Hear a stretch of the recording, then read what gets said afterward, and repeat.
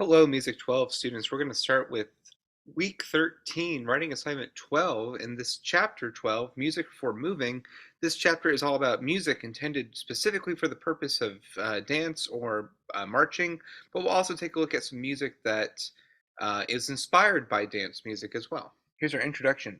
Any music that has a regular pulse can cause listeners to tap their feet or clap in unison. Sometimes, however, such coordination of physical activity is the primary purpose of music. This is the case when soldiers sing together while they march, or when a DJ blasts music onto a crowded dance floor. Field songs and other work songs can coordinate practical labor, such as chopping wood or sowing seeds, while dance music brings people together in an enjoyable social activity. All music related to movement, however, has certain elements in common, for it must relate to the mechanical functions of the human body. So this is already part of your first homework question, just summarizing all the different ways that music has sometimes a social effect, but other times a very practical effect. This picture is a great example. It shows prisoners in Mississippi who are working the land, but they would use call and response songs to coordinate their physical labor, basically to keep the work happening at this exact same time in motion, to keep up their endurance and also to coordinate labor for things that would take more than one person sometimes. So we often think of music as something for entertainment, but it also has a very functional practice as well. Music can have powerful impact on the energy and coordination of marching groups. So this is all on music for marching. It not only keeps participants stepping in time, but can provide them with motivation as they become tired. For this reason, militaries around the world have accompanied marching with music for untold centuries. No matter when or where such music is created, it is always essentially similar. Music for marching, after all, must be in duple meter, for humans have two legs, and must feature a pulse at a walking pace, tempo, a brisk for a drill, or perhaps more stately for a ceremony. So the way that we coordinate the tempo has a huge effect on what maybe the intention of the music is. The pulse must always be clear, strong, and regular so that the marchers can hear and respond to it. Music for marching cannot contain tempo variations, or it would no longer be of use. Music for marching also needs to be loud. Because of its military connections, marching music tends to be firmly associated with a specific nation, for which it can provide patriotic expression. This is true of both examples that we will explore. So this is already going into question number 2. What are the common characteristics of marching music? When we think about it, it has to be something that is not only comfortable to walk to, but also easy to walk to, easy to hear. So when they say that having a clear, strong tempo with a regular beat, duple meter, so 2 beats for left, right, this all helps coordinate the actions through music. And here we see, of course, a parade-style band, everyone completely in step, right? So the music has this job of keeping the group totally in line and looking sharp too. The most prolific and influential composer of marches in the United States was John Philip Sousa, who lived from 1854 to 1932. Although he began his career as a military musician, most of Sousa's marches were intended for concert performance by his band, which toured the world for decades around the turn of the 20th century. For this reason, his marches are particularly interesting to listen to, but they still meet the requirements for functional marching music. Sousa was born in Washington, D.C., where his father served as a trombone player in the Marine Band. Following some initial private music instruction, Sousa enlisted as a musical apprentice in the United States Marine Corps at the age of 13. He left the military in 1875 to pursue a career in theater music, and over the next 5 years he performed on the violin and began to develop his ability as a conductor. During this period, Sousa also became an expert arranger, a skill that would serve him well for the remainder of his career. At first, he produced orchestrations of popular operas, but later he would make a name for himself as a composer. In 1880, Sousa was asked to produce a series of arrangements of operatic selections for the Marine Band. On the strength of his excellent work, he was invited to rejoin the Corps, this time as director of the Marine Band. So this is already giving us some background into John Philip Sousa, which we will take a closer look at later on, more of the specifics of his career. And this shows a great poster of probably his most famous piece that we will listen to, Stars and Stripes Forever. Now we're getting into question number 3, talking about what was the use of music for military purposes, specifically in pre-American and early American history. The United States Marine Band has a remarkable history of its own. Established in 1798, it is the oldest of the formal United States military bands, which today number well over 100 ensembles and are attached to all 5 branches of the military. Of course, the United States military employed musicians long before the Marine Band was formed, and indeed long before the United States itself came into existence. As early as 1633, the Virginia militia relied on drummers to coordinate drills and maneuvers. And beginning in 1687, the Virginia colonists provided public funds for the purchase of military instruments. The first record of a complete military band dates from 1747, when the Pennsylvania colonists formed regiments. Both drummers and bands supported American troops throughout the Revolution. In fact, musicians have been credited with some of the major victories. At the 1777 Battle of Bennington, for example, the drummers and fifers accompanied troops directly into battle, inspiring the soldiers to soundly defeat the British in what has since been recognized as a turning point in the war. That same year, buglers were added to cavalry units and tasked with coordinating maneuvers by means of bugle calls. Bugles, kind of like a trumpet. At the conclusion of the war, General Washington proclaimed that all military musicians were to be allowed to keep their instruments in recognition of the great hardship that they endured. So this gives kind of some real historical examples of how music was used in a functional way for military purposes, right? To coordinate different maneuvers as drills, having a steady beat to sync up the motions, for example, or to call out different commands through musical calls.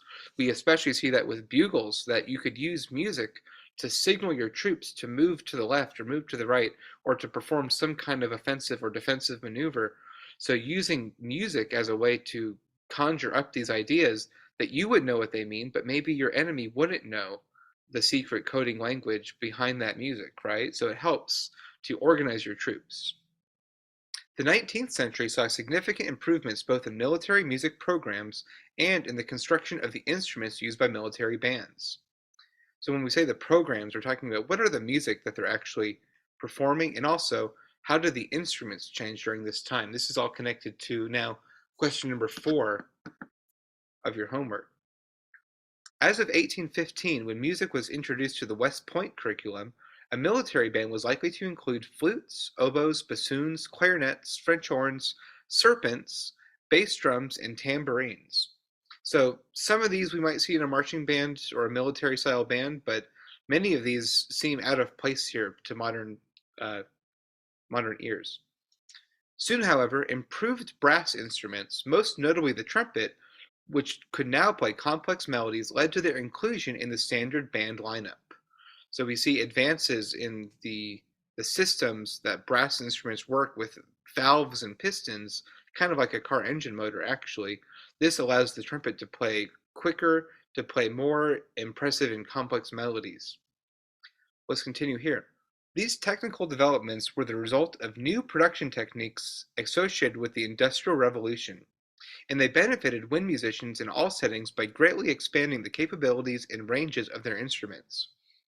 By the time Sousa began his career, therefore, the military band was a large and sophisticated ensemble capable of great flexibility and nuance.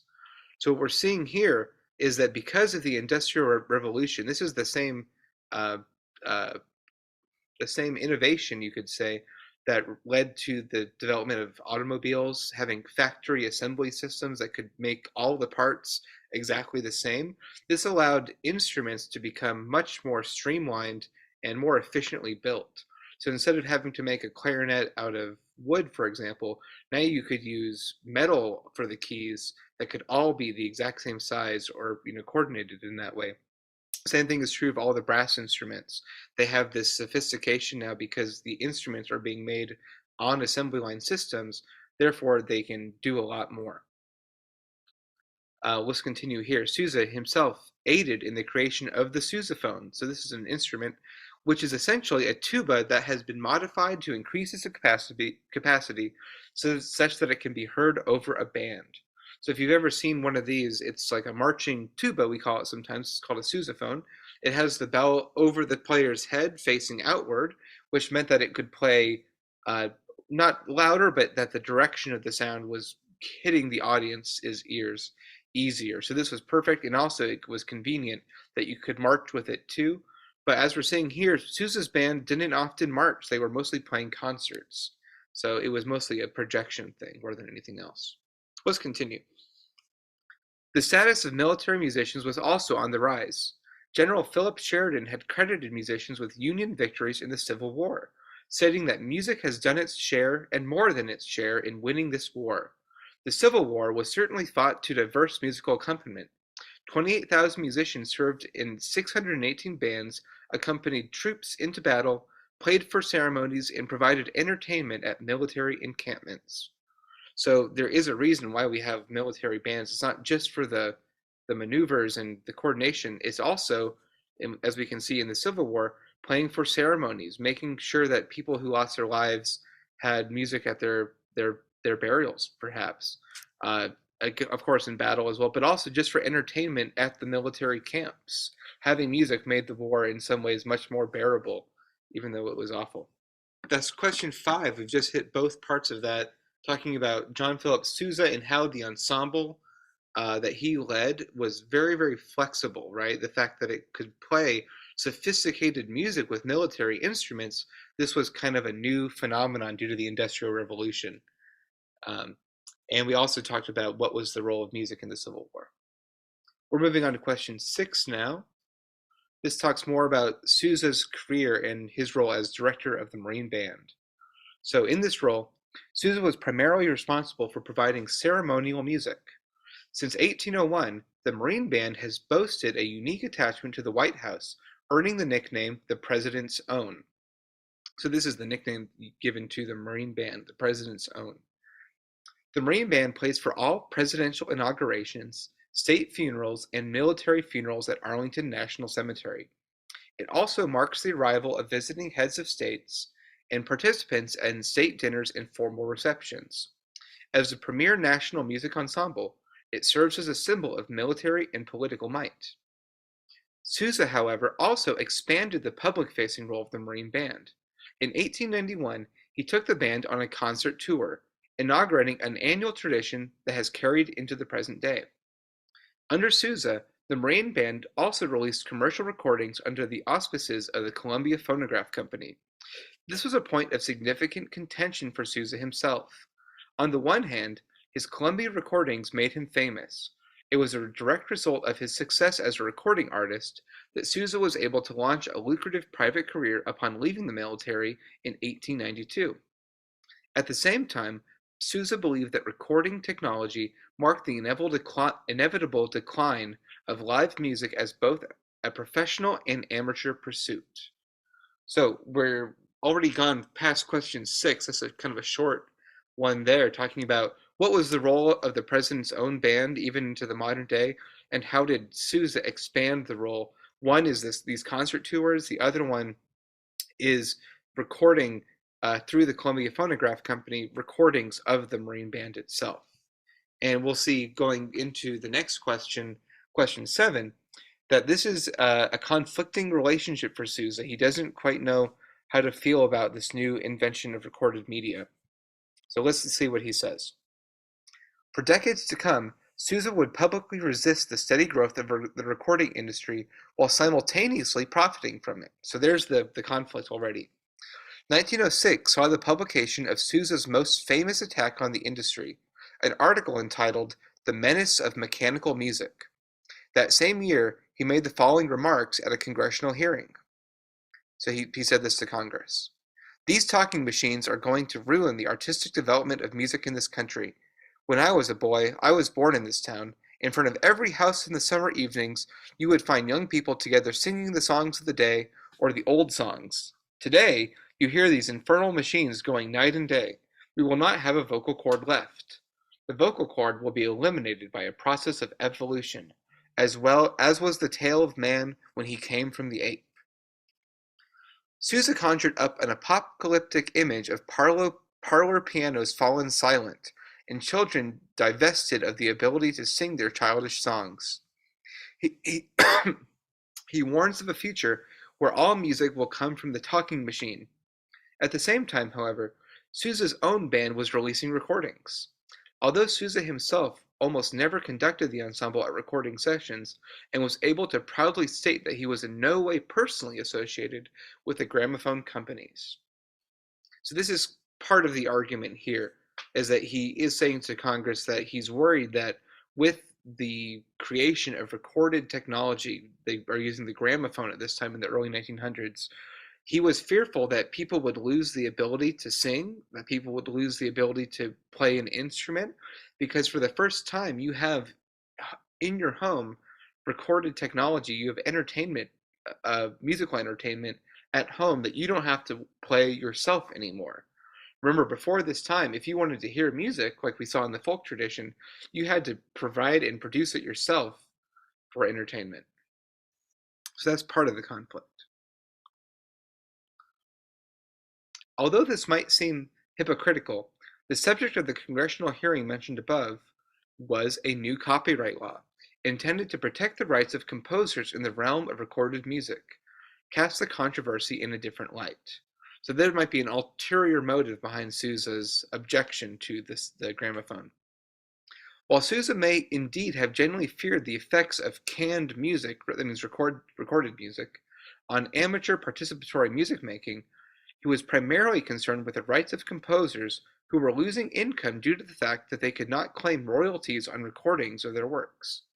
Until 1909, anyone could make and sell unlimited recordings of a published musical composition or literary work upon purchasing a single copy of the printed product. Composers, lyricists, songwriters, and authors were not entitled to royalties, and instead had to watch those in the recording industry get rich from their creative work. In making the above argument, Sousa was trying to appeal to the public and win support for the passage of updated legislation. He was eventually successful. The Copyright Act of 1909 guaranteed compensation to composers and authors whose work was reproduced in a recorded medium. Sousa also worried that canned music would prevent people from attending live performances by the Sousa Band, for such concerts were the main source of income for Sousa and his musicians. The Sousa Band toured constantly, making visits not only to all parts of the United States, but to countries around the world. In total, the band gave well over 15,000 concerts between 1892 and 1931. A typical concert would include transcriptions of popular orchestral works, operatic excerpts complete with vocal soloists, virtuosic instrumental soloists, and most thrilling of all, newly composed marches by Sousa himself. So this gives more detail about that same question, talking about Sousa's conflicting relationship with recording and also the publishing industries. So to break this down one more time, before this Copyright Act of 1909, if you were to hear a Sousa march and make your own recording of that march, let's say on the piano, you would earn all that money, and Sousa, who was the original composer of the piece, would not make any money. He wasn't entitled to those royalties of his work, right?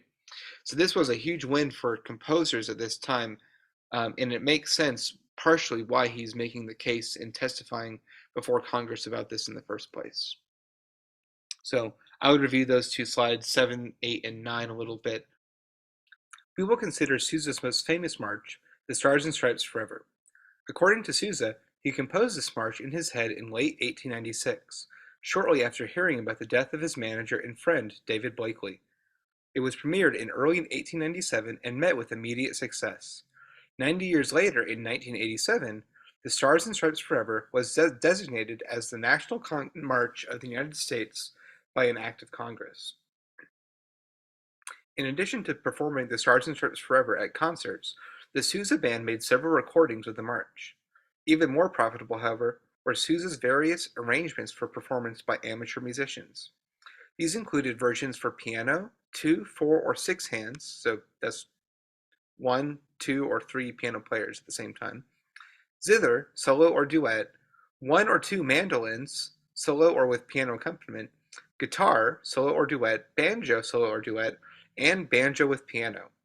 In addition, Sousa published full band arrangements for all of his marches, although he was careful to include many part duplications between the instruments, so that even a small town band with only a few members would be able to give a successful performance.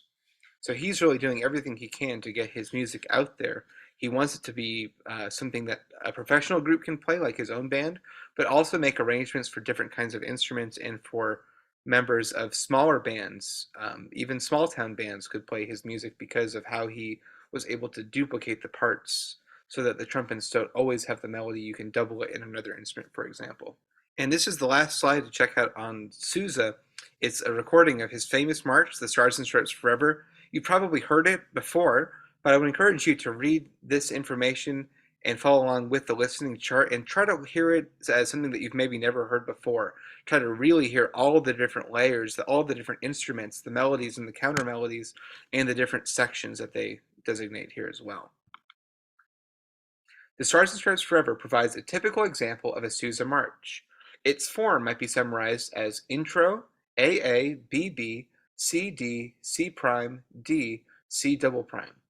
It begins with a brief but loud introduction by the whole band. This is followed by three distinctive melodic passages, or strains, the first two of which, A and B, are repeated. Each of the strains is in the major mode, and each naturally features the regular pulse of percussion and low brass. So these are already some good points. We have some repeating ideas, A, A, B, B, that really makes these different melodic passages, we call them strains in a march, stand out because you hear them twice. And it's in the major mode, so it has that patriotic, that happy feel, and a regular pulse in the percussion and the low brass, like the sousaphone or the tuba that we already mentioned. Next, an interlude D interrupts the pleasant mood of the strains. Blasting brass belt out chromatic scales and dissonant chords, exploring minor mode territory while climbing to successively higher pitch levels. It is a relief, therefore, when the third strain returns, C prime, now with a piccolo countermelody floating over the topic. So this instrument, the piccolo, is a very, very small flute. It can play much higher than the normal flute can, which is already high-pitched. So this really sounds, you can really hear it sticking out from the texture here. Another interlude of D sets up a final rendition of the C strain, now elaborated upon even further. C double prime features both the piccolo countermelody and an additional countermelody in the trombones. The resulting cacophony is undeniably exciting. So hearing this C first time with just the piccolo, but the second time the same piccolo countermelody with another trombone countermelody adding in means that you have all this layers of complexity, mostly of material that you've already heard before, but that new trombone countermelody does kind of come out of nowhere. So, like I said, listen to this all the way through, follow along with the notes that they mention here, and try to really hear the complexity of this march. Sousa is one of the great march composers of all time, so it is worth it to check out his work and try to understand it in this way. Okay, now we're moving into our next part of this chapter, which is still about music for marching, but now we're moving to a different tradition in Scotland. Our previous example, The Stars and Stripes Forever, might just as well have been discussed in Chapter 9 as an example of music embodying national identity. Not only is it the official national march of the United States, but it has come to be associated with patriotic events, especially Independence Day. Our next example would be even more at home in Chapter 9. Both the tunes Scotland the Brave and the musical tradition Scottish Highland bagpiping are intimately connected with Scottish history and identity. This is, of course, hardly surprising. When we talk about marches, we are often talking about military tradition, and it is nearly impossible to disentangle military history and practice from national identity and pride. So again, all of this march music kind of connects to our sense of nationalism, perhaps, too, because of the military connection is kind of undeniably American, or in this case, undeniably Scottish, because of the military connection. Scottish Highland bagpipes are certainly a military instrument. The first written account of bagpipes being carried into battle dates from 1549, when the piercing sound of bagpipes was found to carry across the battlefield even better than that of a trumpet. Pipers were regularly attached to combat regiments, and they could be heard on both sides of the famous Jacobite Rising of 1745, when Charles Edward Stuart sought to regain the British throne. In this conflict, bagpipes served not only to urge troops into battle, but to mark the identity of the combatants. The Jacobites carried Scottish Highland bagpipes, while the British troops carried Lowland bagpipes, a related instrument that has fallen out of use. So just by the instruments alone, you could tell who the different troops were in this battle. Pipers continue to serve in the British military into the present day, although their role is now only ceremonial and they are no longer deployed into combat. The last appearance of pipers on the front line took place around a 1967 uprising in the British Protectorate of South Arabia, now part of Yemen. Pipers also led assaults during both of the world wars, but the practice was largely abolished due to the high casualty rate. There is no question that the Scottish Highland bagpipes are an outdoor instrument. They are extremely loud. Scottish bagpipes seem to have come into use during the 1200s, although it is unknown whether they were adapted from a Roman instrument or developed independently. So when we talk about question number 8, what is the historical use of bagpipes in the Scottish military tradition? This gives you a couple of really good examples, some of the earlier examples during the Jacobite Rising, and then later, even the last use part ceremonially, but also even in 1967. When we talk about what makes the bagpipes a good instrument for this purpose of military use, the loudness of the instrument alone is just the main reason. It can carry across huge distances of open land, even better than the trumpet or the bugle could. So this is why it became to be known to have this military tradition associated with it. The basic principle of any bagpipe is the same. An air reservoir, usually a bag, is squeezed so as to force air through a series of pipes, thereby producing sound. Most of the pipes are tuned to a fixed pitch, but one is equipped with holes that allow the piper to sound specific notes. While bagpipes can be found throughout the world, the Scottish instrument and associated tradition has certainly gained the greatest prominence. Today, pipe bands can be found in almost all former British colonies and throughout the United States. In Scottish Highland bagpipes, the air reservoir is filled when the piper blows into a long air pipe. Although the piper must regularly refill the reservoir, this action has no impact on the sound of the instrument, which is continuous and always at the same volume. This is because the sound is produced by air from the bag, which is kept under a constant pressure, flowing out through the pipes. The fixed pitch pipes are 3 in number and they all play the same note, although in 2 different octaves. The other pipe, termed the chanter, allows the piper to play 9 distinct pitches spanning the musical range of just over an octave. So to break this down, you can see here he's blowing into this pipe here, which fills this bag. It's just an air reservoir that continually pumps air out through the other 4 pipes here. So this is a unique system because you have an air reservoir already here. So these are the 3 drone pipes that they mentioned. They all play the same note, but this one obviously is much deeper because it is longer. Whereas this pipe here, so these are the drones, this pipe here is the chanter. You can see he's positioning his fingers to cover up the holes on this pipe down below. This is where you can play your melodies. Although it has a very small range, they mentioned here, just over an octave. So most pipes can play only 9 distinct notes on the chanter pipe alone. So the melodies that you can play are in some ways kind of limited. That will lead us into our next question, question number 9. So the fact that the melodic capabilities of the Highland pipes is so limited means that performers must either play repertoire suited to their instrument or adapt other melodies by changing some of the notes. So this already answers part of the question. They're really only playing their own repertoire, but if they are going to adapt something from outside of the Highland tradition, they might have to make some adjustments by changing some of the notes to their limited range. Let's look at this. For example, pipers frequently play the melody from Dvorak's Symphony No. 9 from the New World, which we discussed in Chapter 9, which is usually retitled Goin' Home. However, the Highland pipes do not have a pitch that is required to correctly perform the middle section of the melody. Instead, pipers simply play the closest pitch that is available on the instrument, which happens to be one half step lower than the pitch Dvorak had intended. So they're saying the instrument simply does not have enough range, it can't go high enough, so we'll just play the highest note that we have in its place. It is typical for pipers to borrow tunes from other repertoires. In fact, the two tunes most frequently played on the Scottish Highland bagpipes, Amazing Grace and Scotland the Brave, began life and became popular independent of the piping tradition. We discussed Amazing Grace in Chapter 11 as a Christian hymn. Although the lyrics were written by an English preacher, they were paired with the melody in the United States, which is also where the hymn became popular. In a sense, therefore, Amazing Grace, like Goin' Home, is a musical import. So these are musics outside of the Scottish tradition that somehow were imported in and became part of the standard repertoire for this instrument, the Scottish Highland bagpipe. So that's part of question number 9. And I would say listen to this recording here of Goin' Home on the Highland pipes. It's really a beautiful instrument, and you'll recognize this melody from chapter 9, where we discussed Dvorak as well. Okay, so hopefully you've paused and checked that out. Let's continue here.